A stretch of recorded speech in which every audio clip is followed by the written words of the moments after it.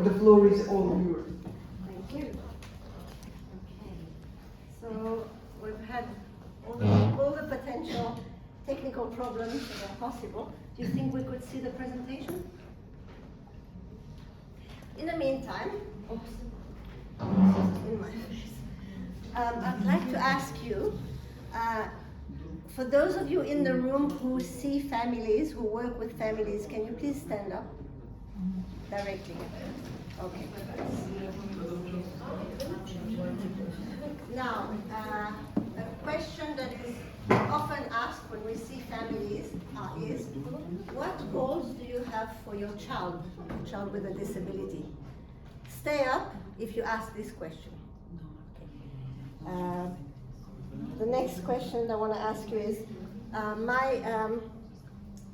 my experience is that sometimes people don't know what to answer, and they say, well, I don't know, what do you suggest? Sit down if that's what happens to you sometimes.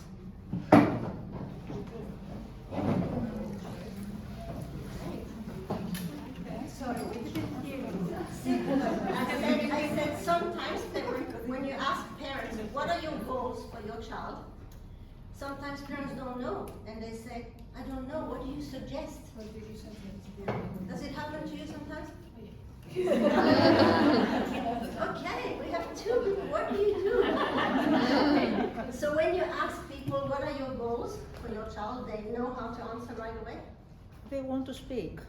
Okay. All of them. Speak. Almost all of them. They want their children to speak. They Start want saying their children to speak. Okay, I see. So they have a very clear goal because they come to you, yeah. Okay, that's a good thing. What about you? They would like, the majority of them, they would like to know if the children, especially in the ACI period, will develop later intellectual disability or not, especially children with autism. Okay. So this is something that they really want to, know. So parents come to see you for a very specific question. Everyone else is asked, what are your goals for your child? And I was asked this too. I have 3 children. Melissa is my middle child, and I have a younger son who is on the spectrum. And that was not a nice question for me to answer because I didn't know. I never planned for my other children, so I didn't know how to plan. So today I want to show you a different way. I want to show you, oops, right. Identify your keyboard. Yeah, so I have something called, because I'm a mother and I did not want to be asked this question, I invented something else with my organization, and we piloted it with 2,000 families already. It's a game. That's why I called the presentation a game changer. And you put it in presentation mode like slideshow over here. Yes, thank you. Okay, now we've gone through this. Next. We've gone through this. Next. Oh, thank you. All right. So I've got 2 models to show you really quickly because I want to show you this, but I just want to show you where we're coming from. So this is our theory of change. At the bottom we have our evidence-based, positive psychology, family leadership, strength-based approach, family-centered practice. And at the top we have, this is what we want to achieve. We want build family capability through, yeah, you can pass this, through participation. And because we think that it's by doing and not by conversation, because a conversation is really difficult. Conversation is too difficult to answer. So we decided we're gonna have a game with people, have a play. So on this side, we work with 3 different groups of people. We work with families, they go through some of our courses and workshops, and then they form a network afterwards. Then out of these families, we have people who come out and they say, whoa, what I experienced today, I want to do it with other families. So, by the way, there is a QR code for this presentation at the end, so I have all the presentation. So we train them, we have training program. So this is training program for parents because we actually think that the best forum to ask questions like this about goals is actually parent to parent. Parents have said that, families to families. It's powerful. And also a parent can say different things to another parent that a professional can't say. Like we can say, come on, just pull your socks up and let's do this, whereas a professional has to. And also we can hug. And this side here is the professionals. So we train professionals to work with this also. And we actually have a few organizations that have implemented this. And they've decided that the first thing that families do when they enter the organization is have a game and form some goals for their child. And then obviously things move along. So the next model I want to show you is building child voice. So on the left is the parent, on the right, or family member, on the right is the child. And this is from birth to 18. Often I hear people say, these people with disabilities who are adults don't really want their families to be involved. It's their life, and I understand that. But I think that the problem with parents who can't let go is because they haven't experienced a process of giving away control, because this is what it is about. So from birth to 18 plus, at the end here, we want the child to be independent and in control. That's what every documentation says about what we need to do to empower people. So at the beginning, a parent coaches, and they have to do everything, because when a child grows up, you have to do parenting. I coach my child to make choices, and then the child here makes choices, little choices. What do you want to wear today? What do you want to eat as a snack, etc. But then as they grow up, they learn to set goals. And they plan for outcome. And at the same time, the parent says, I guide my child to make goals. So I teach my child to make little goals. I teach my child to strengthen partnerships with professionals, because take everything I say here as parents and professionals, families and professionals partnership. Okay, this is not us against them, because we all have the same aim, is the children succeed, the children progress. So basically that's our model. So this is how we tell parents from the beginning, families, this is how you're going to hand over choice and control to your child. There's a process, there's a model. Where do I point to? Okay, so we have a little movie. One, I don't know, oops. How do I move this? Can you click on that?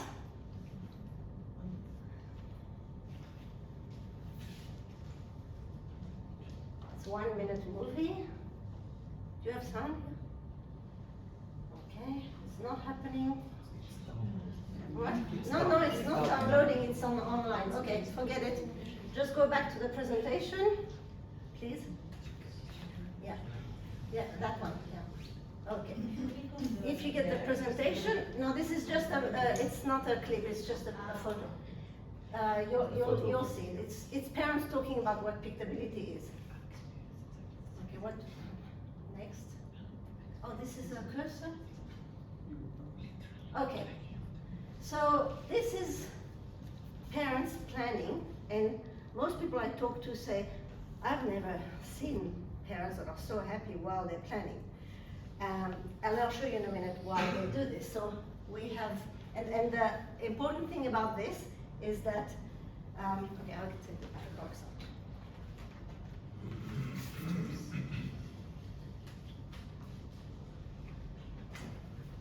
out. Okay, the first thing that people do is they look at images. So this is kind of visual, and it's got no language in it especially.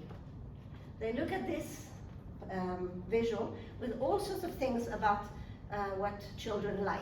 And we ask them, we say, this is your child's strength card. So this is strength-based. This is your child's strength card. Have a look through this.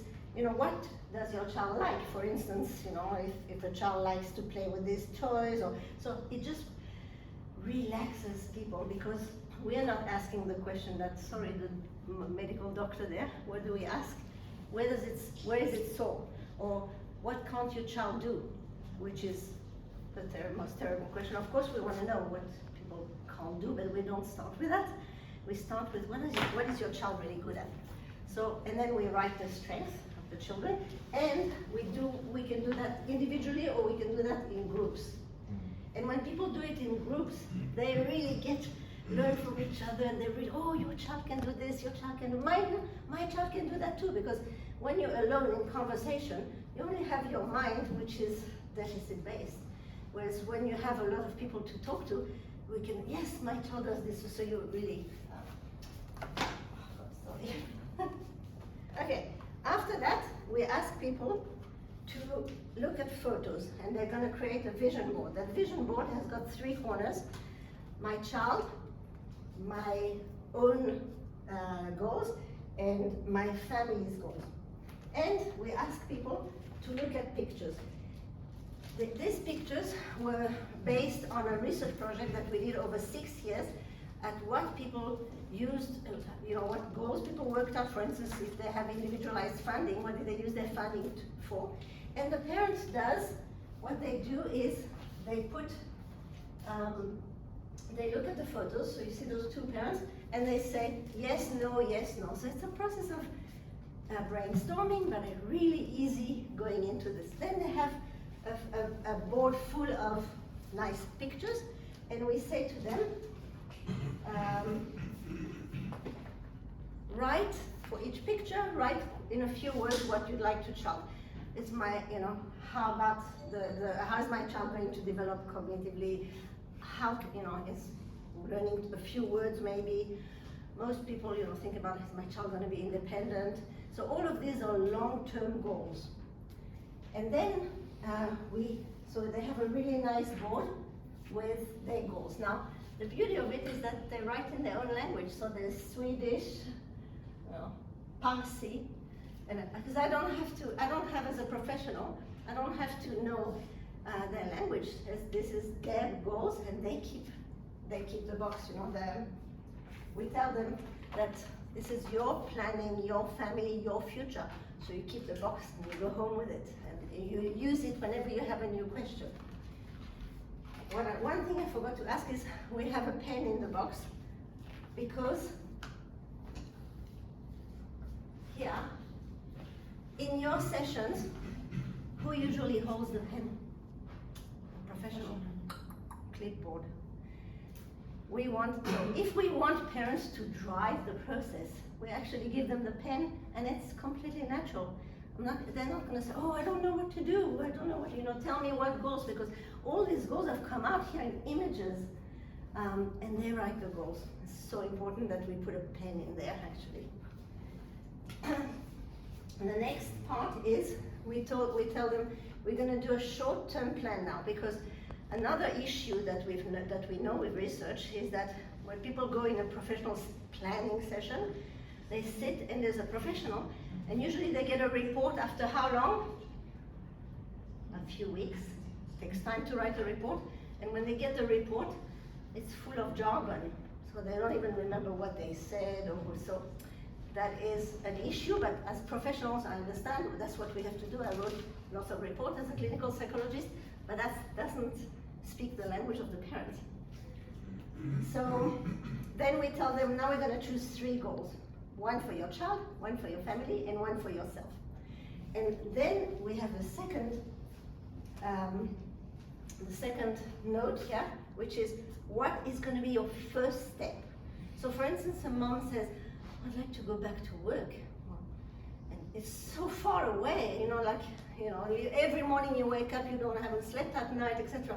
But what is the first step that you can actually guarantee that you're going to do? So we have a little discussion. Well, I could look for my old CV.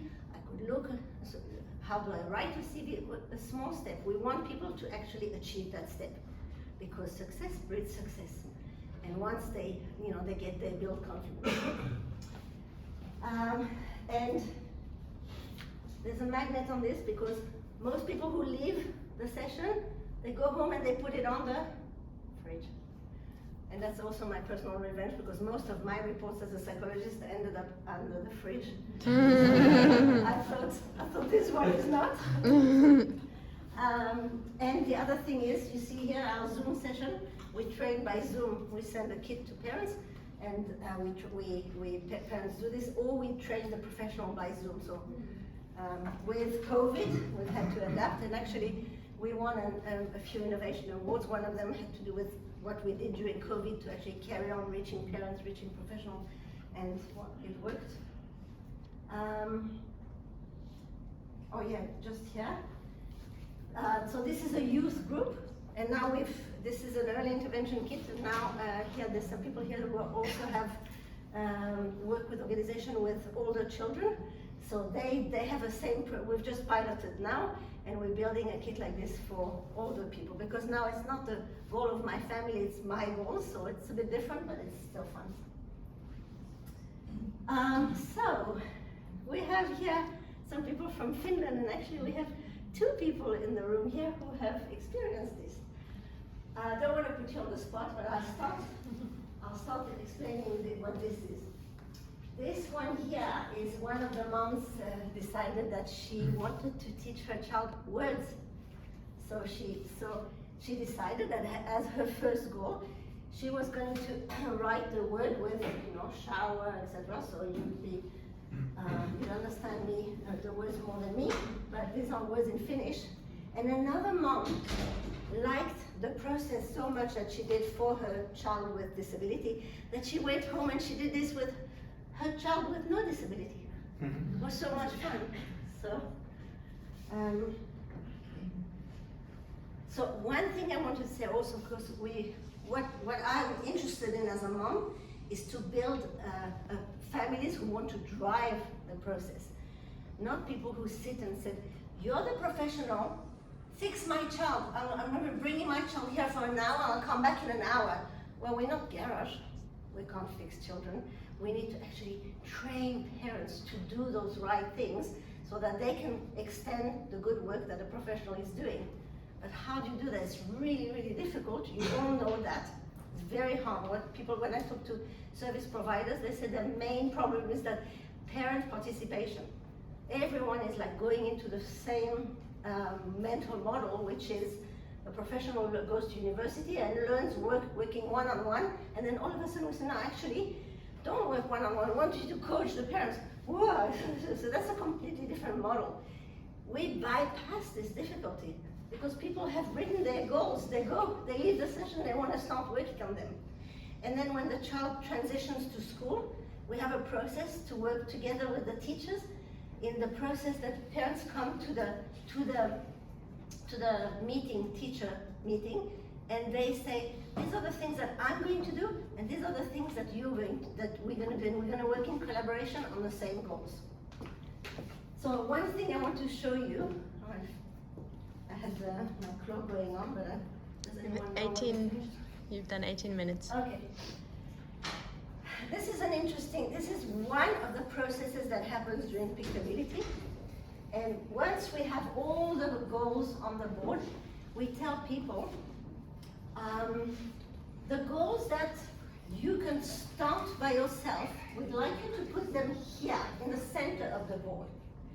And the goals that you need a professional for, we'd like you to put them here.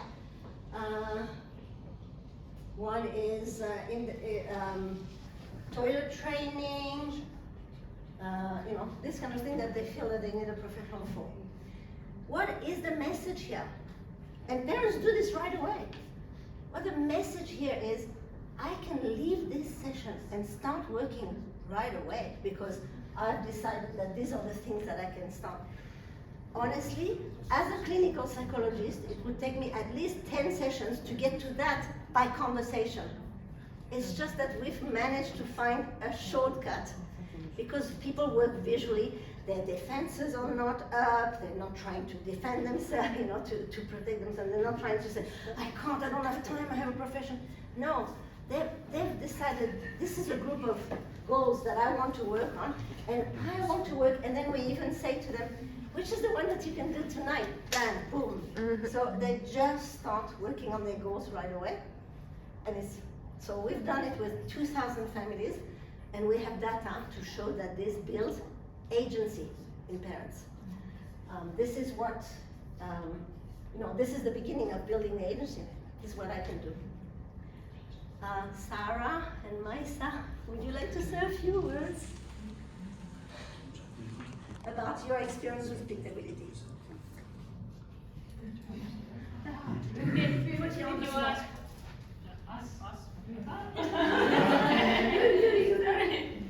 I think that this training had a big impact on those families' lives who participate. They had a chance to stop and think about their lives and what kind of good things they have in their lives, and also what kind of changes they want to, if they have something on mind, what kind of changes they want to do in their lives, small changes, because usually small changes, big impact, so it was very important. Sarah, you want to say a few words? I remember joining the course. You were having this presentation of this Pictability, and it was like a huge innovation, I think. And I actually tried this. I do this respite care at home. So my clients, our relationships are quite short, but anyway, it was like a very fun experience too. They had fun, lots of fun, and it was like new ideas for the families and the children as well. Well, I was counting how many people there are today, like 30 plus, and 2 out of 30 already did Pictability. I hope that this is going to be my statistics going forward. But yeah, the aim is, as I said to you before, in the theory of change, we're going to build up the parent capability to come and help. What we say is we build the parents, we make parents collaboration ready. And we can, because we come from a different angle than professionals, but we want to work with the professionals because it's more impact. I've got a few more here. When you see the presentation, this is a research that we did with professionals. We asked them a series of questions, and we asked them how has Pictability affecting family engagement from the pre and post training.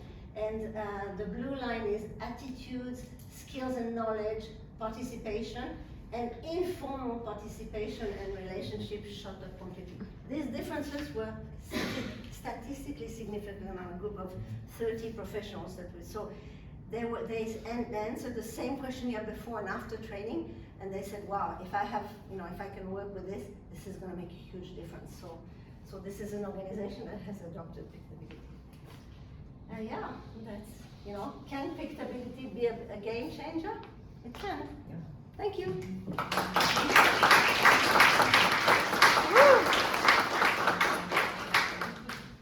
All right, I will leave everything here and organize later. Thank you very much for this interesting presentation. We have 5 minutes. Questions, yeah? Yes, we have 5 to 7 minutes for question and answers. You can ask anything or... Yes, anything. Yes? Can I ask you something? Yes. As I was watching your presentation, I was thinking of family at distance to collaboration. And I see that your plan focuses on that. Yes. I believe, or generally it's believed that an important factor of family resistance to collaborating is their lack of acceptance of the disability. Is it presupposed that the families that have we don't talk about a diagnosis. You don't? No. Okay. Because they come to us, So that's the. Oh, that's my timer.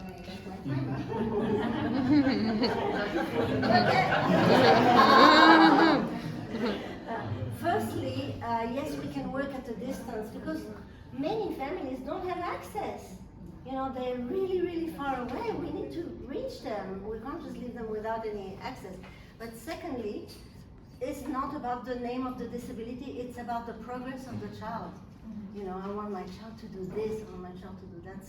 So that's, and yes, I believe that parents, there's a time at which parents are not sure. And there's people who talk about grief, But being a mother, I don't talk about grief, I talk about overwhelmed.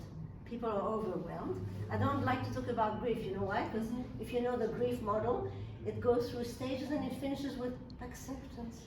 Actually, no, because the people who work with us, they don't just accept. They say, okay, what can I do? Whoop, you know, and then I'm going to help my child progress. So I don't want to talk about the grief model. This is about parents' empowerment, and you know, and the children when they grow up, they do that themselves. I want this in my life. So that's what we do. Yep. I can ask you something. Yes. The cards that you propose, the activities that you propose, are they suitable for any kind of disability? Because they're, for example, in our case, there are children with really heavily disabled, and their strengths are really not so easy to identify. So, do you think that this is suitable for all these cases? Yes, absolutely. Because even if the strengths are not easy to identify, you have to.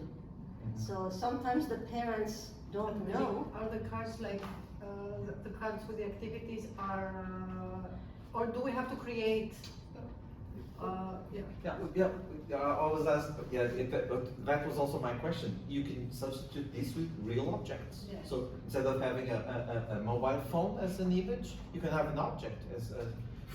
For the child to choose or for what? To choose, yes, I think No, so. no, I think it could be.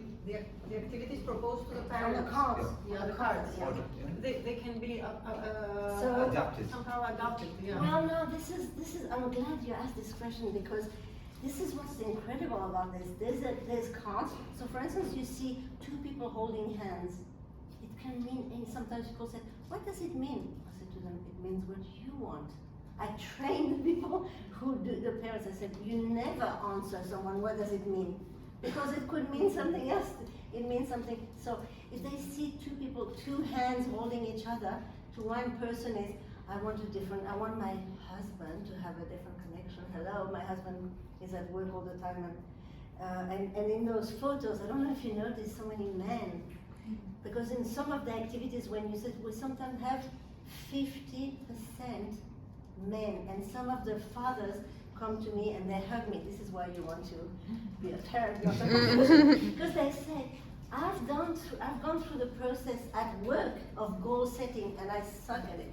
But all of a sudden, what you did with the pictures, I just knew what to do. I knew what I wanted for my child. So in response to you, as you can have a picture of a plate of food. Could be one person could say, I want my child to eat independently. Another person could say, I want my child to eat healthy food. So as a psychologist, I've stole the ideas of this. So, some of you might know about projective testing. So I completely stole everything. That's fine. It wasn't trademarked. Yeah. It's very, very versatile.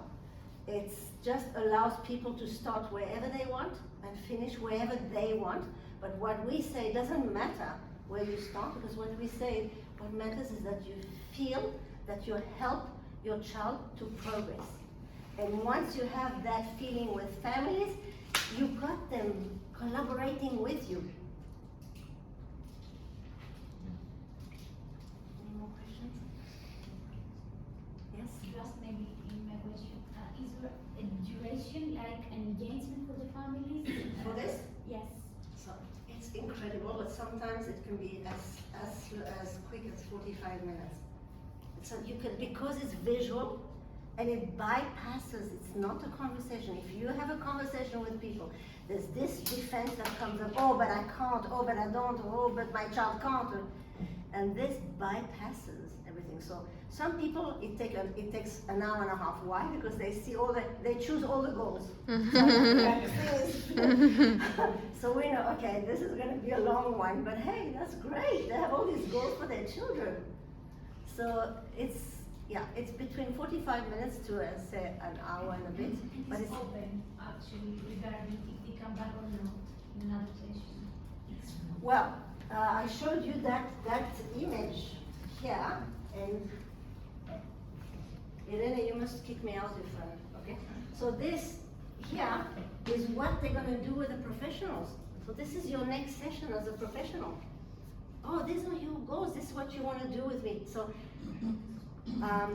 if I'm a clinical psychologist, and if I'm talking to people in a conversation and I say, what would you like to happen for your family?